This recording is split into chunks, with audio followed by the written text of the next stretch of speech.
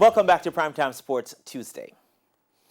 Now, World Athletics President Sebastian Coe has urged all athletes competing at the World Under-20 Championships in Nairobi, Kenya, to take the event seriously. Coe and Jamaican sprint hurdler Kieran Nugent were among those who spoke at a press briefing ahead of Wednesday's start to the championship. Simon Preston reports. Sebastian Coe, who has been president of Track and Field's governing body for the last 6 years, believes this championship could play a vital part in the development of junior athletes to the senior level.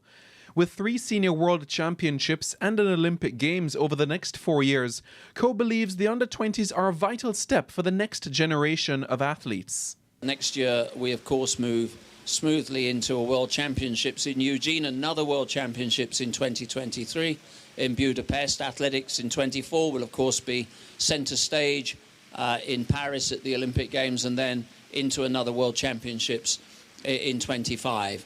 So these championships are important. These championships are important for the athletes, their progress through our sport. Meanwhile, Jamaican sprint hurdler Kieran Nugent feels her 2021 season with Baylor University has prepared her for the Under-20 Championships.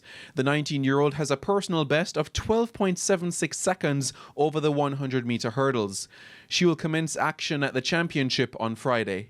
Well, so far, going into national championships, like at the collegiate level, it's basically being elite, but not fully elite.